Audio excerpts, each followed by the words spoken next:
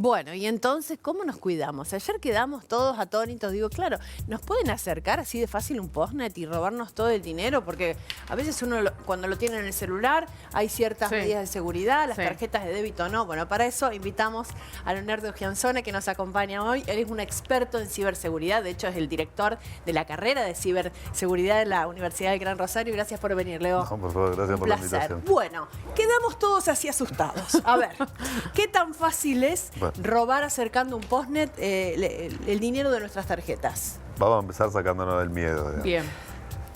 Imposible no es, digamos. Es muy, muy difícil. Digamos. Esta tecnología que funciona con NFC, la de los postnet, las tarjetas sin contacto, los chips y demás, necesita una distancia menor a 5 centímetros. Bien. Bien. Y además, si en una billetera, en un bolsillo o algo, llevamos más de una tarjeta, el postnet no puede leer. No identifica. No identifica, medio como que lo confundimos de esa manera, digamos. Ahí está. Entonces nos conviene más llevar en la billetera todas las tarjetas de débito y crédito juntitas, pegadas unas a la otra, que llevarlas separadas. Sí. Bien. Y también ver a dónde las llevamos, digamos, salvo que uno realmente necesite utilizarlas, si va como en este caso al gimnasio.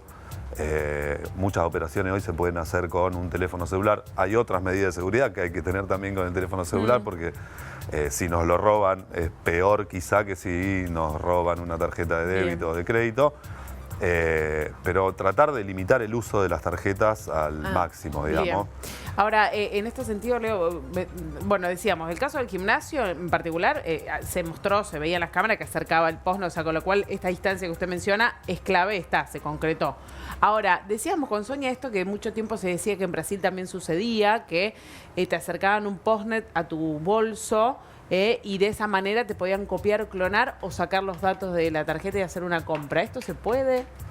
Como dije antes, se puede si hay esa mínima distancia entre la tarjeta sin contacto y el postnet. Ahora, hay que hacer alguna aclaración. Hace unos años acá hubo un caso similar. No me acuerdo si fue un evento masivo en el Metropolitano o en el Autódromo, algún recital, donde a la salida varios de los que habían asistido detectaron que había habido consumos en sus tarjetas de débito y se sospechaba que alguien con un postnet había hecho esto, digamos. Por ahí los cuidados sí, en eventos masivos, deberían quizá afianzarse un poco más porque es más fácil que alguien se acerque y pase un postnet y a nosotros no nos llame la atención, que es distinto a lo de este caso del gimnasio porque sustrajo tarjeta, las acercó al postnet y demás. ¿Pero la ropa no limita esa lectura? O sea, si hay esa distancia, no, digamos. Tiene que haber algún medio aislante, como son estas billeteras que vienen con protección, las metálicas. Hay otras billeteras también de cuero o de otro material, pero que también vienen con protección. O, en lugar de gastar eso, hoy nadie tiene una sola tarjeta de débito o de crédito. Si hay dos juntas, ya estamos de alguna manera impidiendo o dificultando esto. Pero además el postnet está asociado a una cuenta, digamos, y a un pero la compra y el daño te la hace igual. Al delincuente, digamos. No siempre, pero digamos hay cierta también trazabilidad, digamos. Yo vuelvo a lo del principio. Desmitifiquemos un poco esto para que no andemos todo el tiempo con miedo en el colectivo de que si está muy lleno alguien nos va a pasar un postnet, digamos. Es muy, muy poco probable que esto ocurra y con mínimas medidas de seguridad esto se puede entonces resolver. Voy a esto. Billetera virtual, ¿cómo se llama? El sistema NFS, el pago virtual con el celular o tarjeta de débito crédito. ¿Qué nos conviene? ¿Ya dejamos de lado las tarjetas, las guardamos en casa y salimos solo con el celu? ¿Conviene eso pagar? Eso depende de a qué esté acostumbrado uno, digamos, qué tenga que hacer, digamos, en qué momento del día se encuentre, digamos. Generalmente salimos con las dos cosas, digamos. A lo mejor, no sé, si uno tiene que hacer una compra o ir al supermercado porque se olvidó de comprar algo y no quiere llevar el celular por miedo a que se lo roben, lleva la tarjeta. Lleva el celular por miedo a perder la billetera porque ahí además, no sé, tiene el documento, el carnet de conducir y demás. Lleva, digamos, no hay una... Si cuidamos bien el celular, estos medios de pago son más seguros en el celular, porque el celular generalmente nos va a pedir un acceso biométrico, digamos, con contraseña, con identificación de rostro, una contraseña, digamos, no es que la tarjeta se apoya y el pago se hizo. ¿Sí? En el celular uno tiene que después escanear un QR.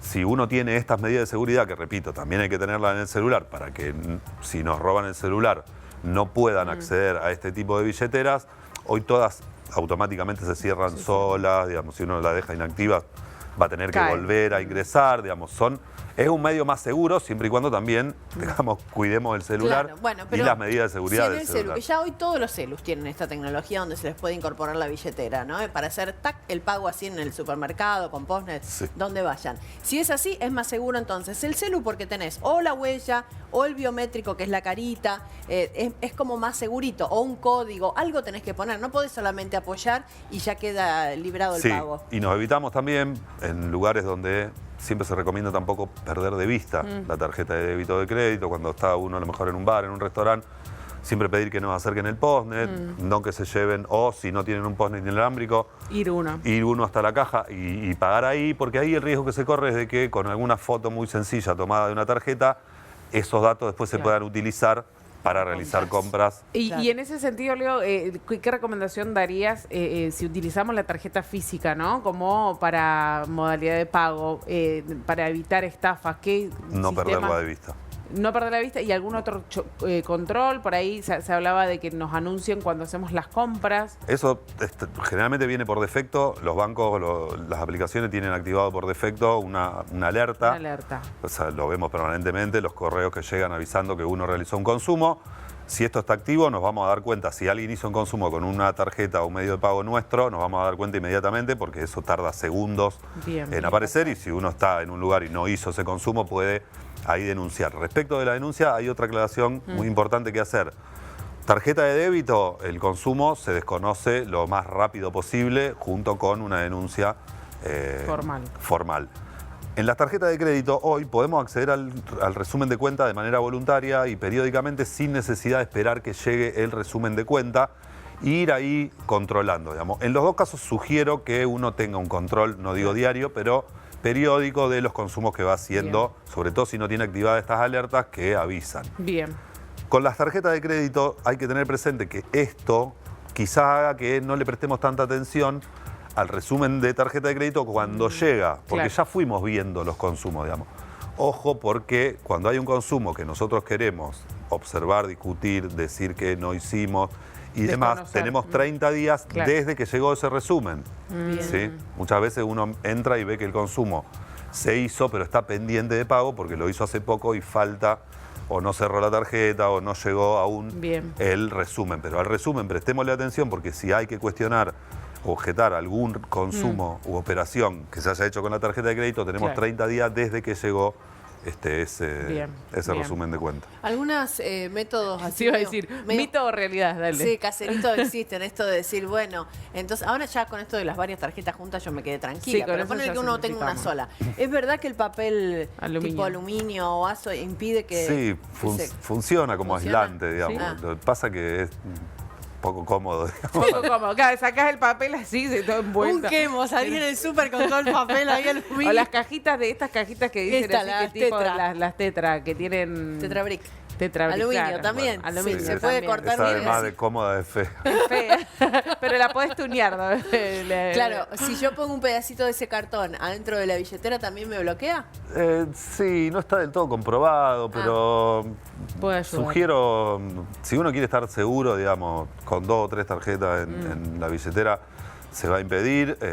Con alguna de estas otras billeteras, no desconozco cuánto salen, digamos, Las que son... pero también son las útiles. metálicas dicen también, Sí. ¿no? Esas que son tipo como las que antes se Esas. usaban de tarjeteros. Exactamente. Esas sí funcionan porque es metal. Sí, porque esa tienen una tecnología muy específica que impide que ese contacto Bien. que habilita la operación se dé, digamos. De todas maneras, tampoco estoy sugiriendo que se gaste en eso porque hay otras medidas. Claro. Si la billetera con las tarjetas de crédito va en una cartera o en un bolso adentro, digamos, no en un bolsillo exterior, es muy difícil que esos 5 centímetros se puedan Se acortar. puedan acortar. Y ¿sabes qué pensaba también? El hecho de que por ahí, vuelvo en esto, ¿no? En el robo así medio espontáneo de que te acerquen un postnet y te hagan la compra. ¿Se escucha o se puede silenciar el aparatito que hace pip y que te marca como que señaló que está la compra realizada? La verdad que no sé, No supongo sabe. que se debe poder silenciar, de hecho. Porque, viste, por ahí no te lo he alerta. escuchado en algunos postnets con los que he pagado alguna cosa, no lo he escuchado. De todas Claro. maneras, si volvemos a esta distancia mínima y esto se da en un evento masivo, Claro. es muy raro que aunque esté activado podamos escuchar Sí. ese sonido. Tendría que ser algo en un lugar muy aislado donde uno pudiera escuchar eso y alguien demasiado cerca. O sea, ya hay muchas cosas Claro. sospechosas que hoy en día evitamos, digamos, nadie se Y acerca tengo tanto. Otra pregunta en seguridad. Viste que, bueno, los adultos a lo mejor bancarizados y trabajamos, tenemos a lo mejor el recibo de sueldo, nos queda en el banco todo el mes y ahí vamos sacando. Los menores están usando mucho las billeteras virtuales, pero no hay un cajero automático a lo mejor donde retirar ese dinero. Siempre es virtual. Digo, ¿es seguro que los ahorros de los chicos queden en billeteras virtuales que no son entidades bancarias? Mira, la más conocida sí tiene medidas de seguridad concretas, serias, respetables, digamos, ahí los riesgos son otros y ya son más financieros y que tienen que ver con regulaciones y no con el uso diario, digamos. Lo cierto es que para chicos menores es cómodo, digamos. Yo tengo un hijo menor de edad, dos ya más grandes, pero el más chico es mucho más cómodo. Hoy la verdad es que es muy poco lo que se usa de efectivo. Efectivo nada, claro, Ya ni siquiera hay muy pocos comercios hoy que hasta hacen un descuento por pago efectivo. Es todo. Bien. Y paso, perdón, seguimos con lo de seguridad y me queda esta duda también respecto a las transferencias, que es otra modalidad de tipo de estafa, que también se dice que no me llegó la transferencia, no me impactó, y te dicen, mandame de nuevo, haz un link acá.